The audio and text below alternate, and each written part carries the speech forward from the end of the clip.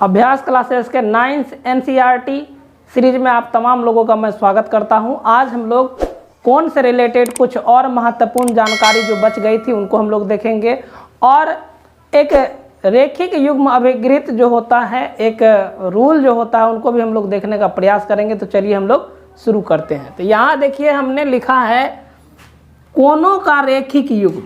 अब ये कोनों का रेखिक युग्म क्या होता है, इनको समझना बेहद जरूरी है, क्योंकि इसी पर आधारित जो 6.1 के सवाल है, सारे सवाल इसी पर आधारित है। तो इसलिए इस रेखिक युग्म को समझना बहुत ही आवश्यक है। देखिए यहाँ पे दिया गया दो आसन्न कोनों को जिनकी भिन्न भिन्न भुजाएं दो विपरीत किरणें हो, कोनों के रेखिक युग्म कहे जाते हैं। कहने का अर्थ यह हुआ कि यहाँ देखिए, अगर गौर से देखेंगे ए ओ बी को, यदि गौर से देखेंगे तो इसमें दो किरण ओ ए और ओ बी दोनों एक दूसरे का विपरीत किरण है। यदि दो विपरीत किरणें से दो आसन्न कोण बनता होगा तो वैसे कोण को हम लोग रेखिक युग्म कोण कहेंगे, कोनों का रेखिक युग्म कहेंगे।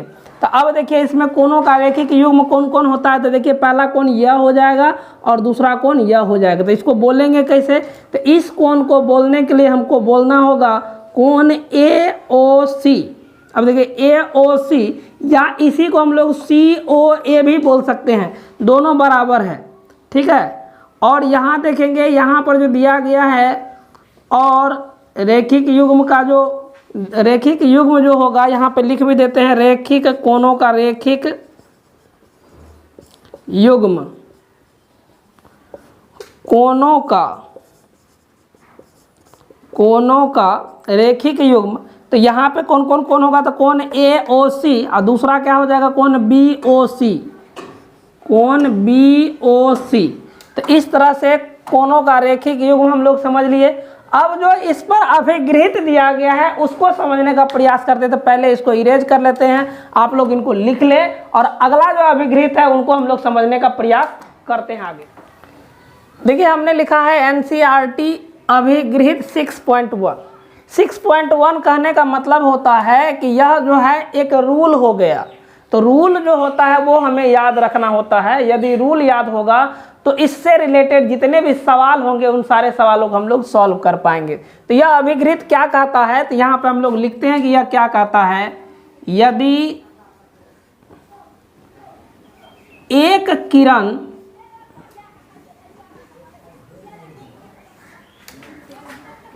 एक रेखा पर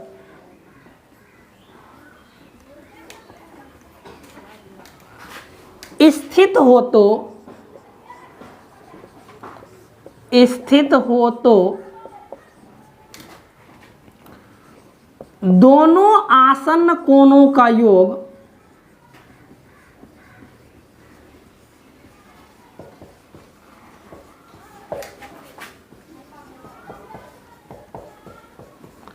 एक 180 डिग्री होता है। कहने का तात्पर्य यह हुआ कि यदि एक रेखा है, सपोज करते हैं यह A और यह क्या है, B है, दो एक रेखा है, और इस पे कहता है कि कोई एक किरण स्थित है, इसको C मान लेते हैं, इसको O मान लेते हैं।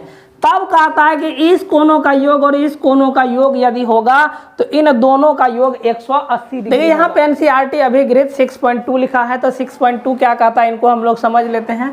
तो यह जो है 6.2 इसका विपरीत होगा। तो लिखते हैं यदि दो आसन्न कोनों का योग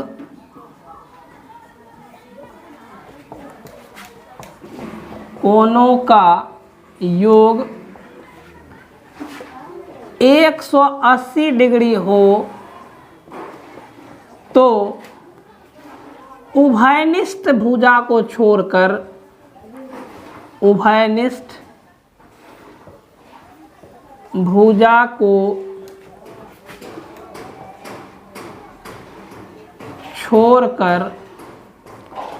अन्य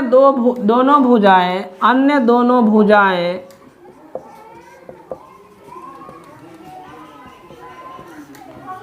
दो विपरीत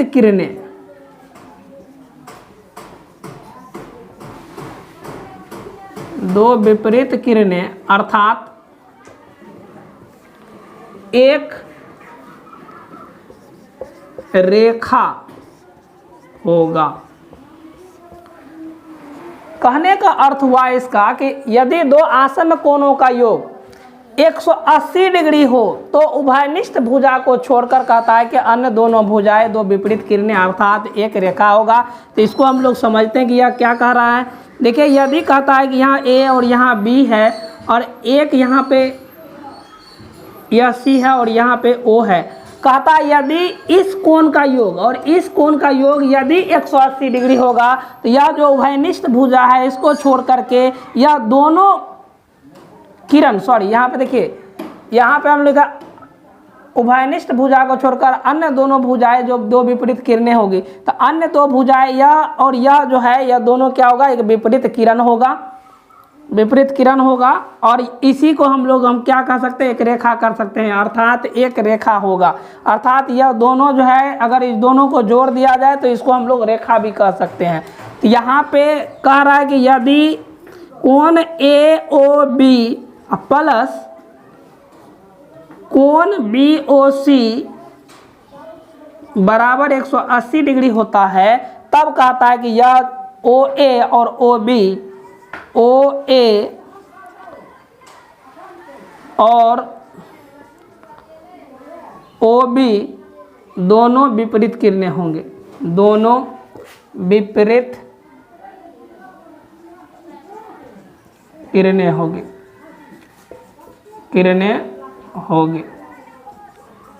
कहने का तात्पर्य यह है कि यह एक रेखा होगा। तो इस तरह से हम लोगों ने अभी ग्रेड 6.1 और 6.2 को देखा। इस पर आधारित कुछ जो सवाल बन पाते हैं उसको हम लोग देख लेते हैं आगे। तो यहाँ पे हम प्रमेय 6.1 NCERT का लिखे हैं और यह क्या कह रहा है इस सवाल को पहले समझते हैं, फिर जो है इसको हम लोग सिद्ध करने का प्रयास करेंगे। तो यहाँ देखिए लिखा हुआ है कि यदि दो रेखाएं परस्पर प्रतिच्छेद करती है तो शीर्षाभिमुख कोण बराबर होते हैं। प्रतिच्छेद कहने का मतलब है कि एक दूसरे को काटना। तो यहाँ देखिए हमने दो रेखा लिया है AB और CD जो एक दूसरे को O बिंदु पर प्रतिच्छेद कर रही है। तो हम यहाँ पे इसको ऐसे इसका भाषा बनाने के लिए बना सकते हैं कि माना AB तथा CD दो रेखाएं हैं जो परस्पर एक दूसरे को बिंदु O पर प्रतिच्छेद करती है। तो यहाँ पे पहले हम वो भाषा लिख लेते हैं। आप चाहे तो इससे अलग भी भाषा लिख सकते हैं, क्योंकि यह जरूरी नहीं है कि हम जो बोल रहे हैं वही भाषा सही होना चाहिए, आपके अनुरूप यह भाषा होना चाहिए आपके भाषा में, ठीक है। तो हम जो लिख रहे हैं वही सही नहीं है ऐसा नहीं मानना है, हम जो लिख रहे हैं वह भी सही है और आप जो इस भाषा को अपने तरीके से लिखेंगे वह भी सही होगा। तो पहले हम जो है इस कथन के अनुसार इसमें जो दिया गया है यहाँ पे मान लेते हैं। तो यहाँ सवाल को सॉल्व करने के लिए मानना पड़ेगा, माना AB तथा CD दो रेखाएं हैं जो एक दूसरे को O बिंदु पर प्रतिच्छेद करती है,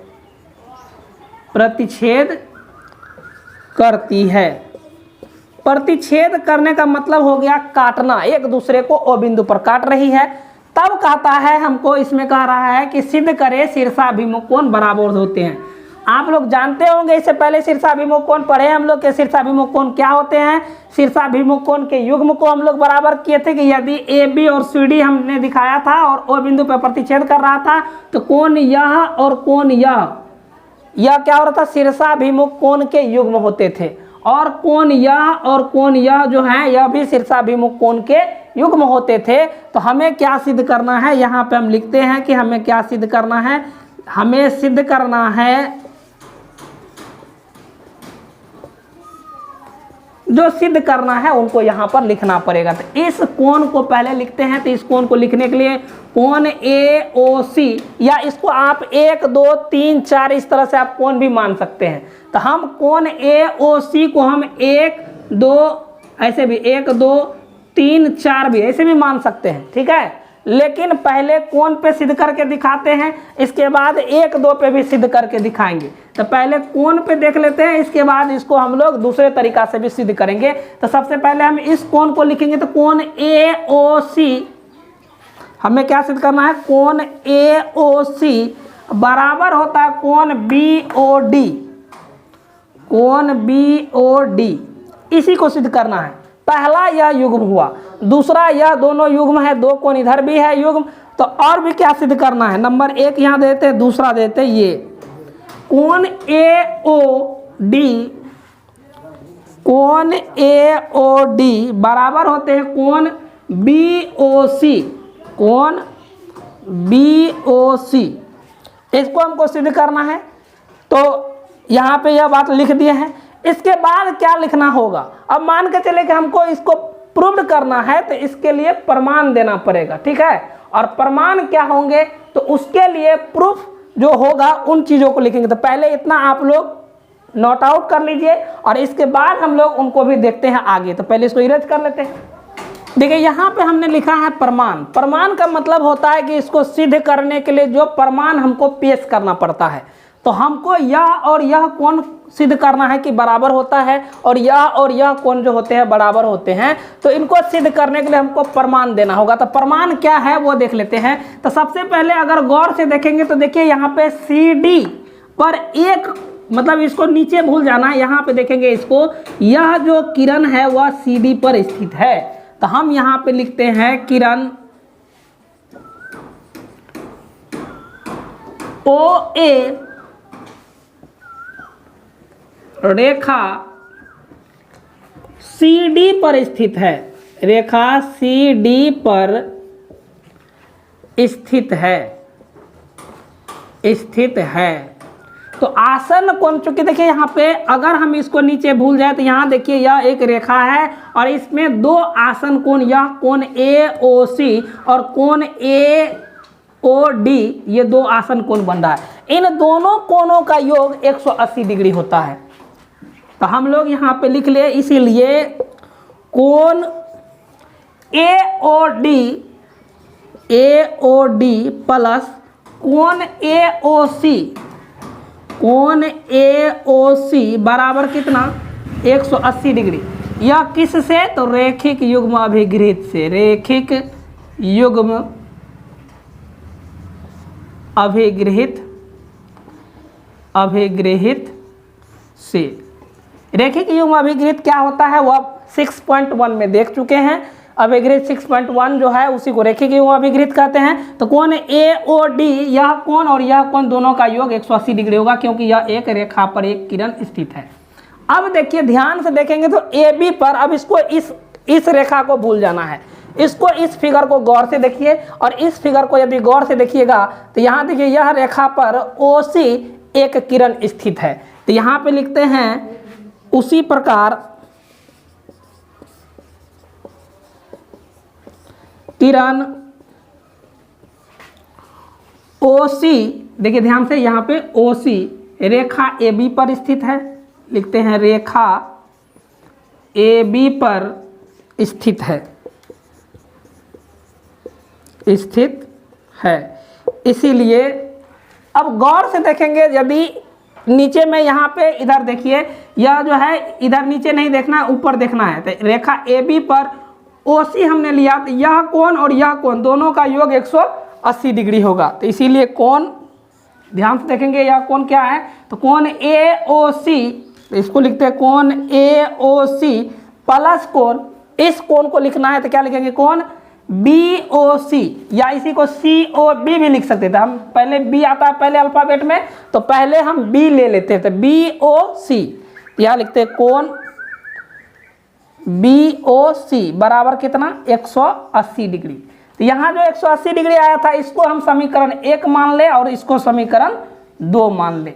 अब देखिए समीकरण 1 और समीकरण 2 में आपको कुछ नजर आ रहा होगा, यह भी 180 के बराबर और यह भी 180 के बराबर, मतलब यह कोण दोनों का योग जो है यहाँ पर 180 के बराबर, यह भी 180 के बराबर। तो दोनों जब 180 के बराबर है तो हम क्या कर सकते हैं, समीकरण 1 और समीकरण 2 से क्या कर सकते हैं, इसके बराबर यह दे सकते हैं। तो यहाँ पे लिखते हैं इसीलिए कोण AOD प्लस कोण AOC बराबर क्या, कोण AOC प्लस कोण BOC।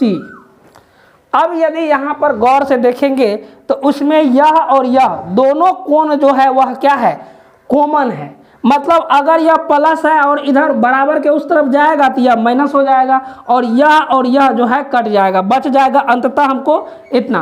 तो हम क्या लिख सकते हैं, इसीलिए कोण AOD, इसीलिए कोण AOD बराबर है किसके, कोण BOC, कोण BOC। तो इस प्रकार देखिए हमको AOD जो है, हमको यहाँ पे AOD बराबर है किसके, तो कौन है BOC, कौन BOC इसके बराबर है। यह दोनों, यह कोण और यह कोण बराबर हो गया, तो एक तो यही सिद्ध करना था। और यहां पर लिख सकते हैं इसी प्रकार कोण AOC बराबर कोण BOD।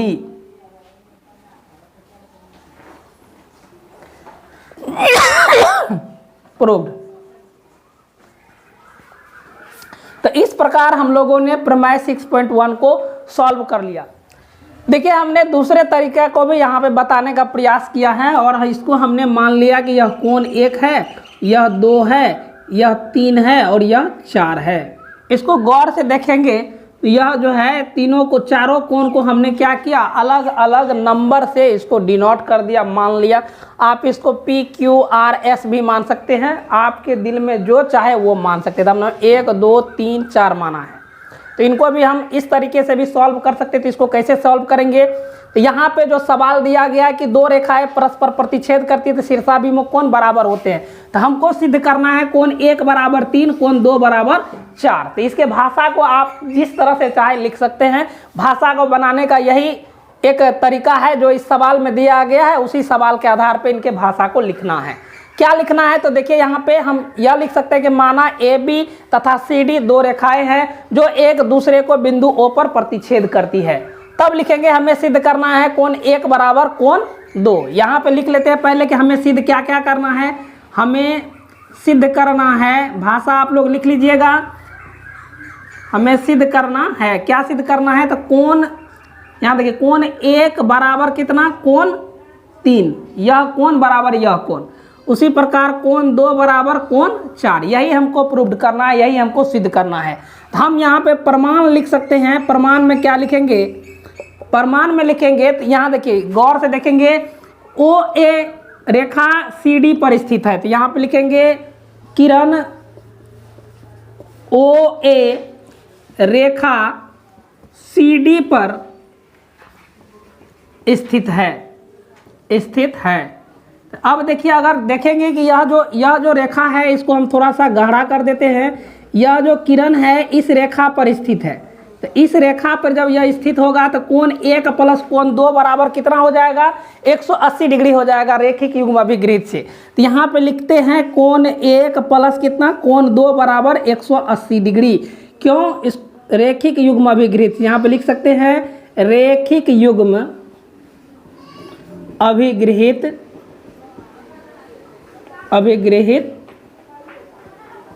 से, इसको समीकरण 1 मान लेंगे। उसी प्रकार कोण, अब देखिए यहाँ पे इसको देखिए OC, किरण OC रेखा AB पर स्थित है, तो इसी प्रकार यहाँ पे लिख सकते हैं किरण OC रेखा AB पर स्थित है। अब देखिए यह OC किरण कहाँ पे है, तो यहाँ देखिए OC रेखा AB पर स्थित है। तो देखिए यहाँ पे कोण 1 और 2 का योग, कोण 1 प्लस कोण 4 का योग जो है वो कितना हो जाएगा, तो 180 डिग्री होगा। तो यहाँ पे लिखते हैं कोण 1 प्लस कोण 4 बराबर कितना, 180 डिग्री। यह भी रैखिक युग्म अभिगृहीत से, इसको मान लेंगे समीकरण कितना, 2। अब देखिए समीकरण 1 और समीकरण 2, यह भी 180 के बराबर और यह भी 180 के बराबर। तो समीकरण 1 समीकरण 2 से क्या होगा, यहाँ पे लिख सकते हैं समीकरण 1 तथा समीकरण कितना से 2 से। अब क्या होगा, तो यह हो जाएगा कोण 1 प्लस कितना कोण 2 बराबर कितना कोण 1 प्लस कितना कोण 4।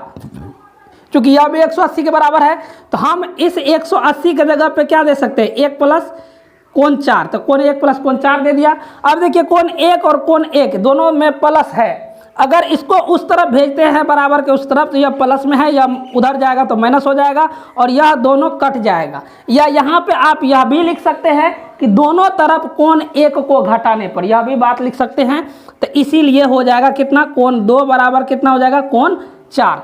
और लिखेंगे यहाँ पर इसी प्रकार देखिए, इसको सिद्ध करने के लिए इतनी प्रक्रिया हम इसमें भी कर सकते हैं, यह कोण और यह कोण, कोण 1 और कोण 3 को प्रूव करने के लिए भी लिख सकते हैं। लेकिन सवाल को थोड़ा जल्दी बनाने के लिए हमको ये करना पड़ता है कि इसी प्रकार कोण 1 बराबर कोण 3, तो यहाँ पे लिखते हैं इसी प्रकार कोण 1 बराबर कोण 3, यहाँ पे लिखते हैं प्रूव्ड। आप चाहें तो यही प्रक्रिया, जो प्रक्रिया हम कोण 2 और 4 को प्रूव करने के लिए किए थे, वही प्रक्रिया यहाँ पर अपना करके कोण 1 और 3 को भी प्रूव कर सकते हैं। ठीक है, तो जैसे इसको प्रूव किए हैं, तो इस प्रकार हम लोगों ने प्रमेय 6.1 को देख लिया। आज अगले एपिसोड में हम लोग 6.2 को देखेंगे और इससे रिलेटेड जो सवाल बनने वाला होगा मैं उनकी भी चर्चा अगले वीडियो में कर दूंगा। तो लेते हैं आप लोगों से विदा, और यदि आप मेरे चैनल पर नए हैं तो निश्चित रूप से मेरे चैनल को सब्सक्राइब करें, क्योंकि 9th के NCERT को पूरी तरह से यहाँ पर डिटेल्स में बताया जाएगा। तो लेते हैं विदा, बहुत बहुत धन्यवाद।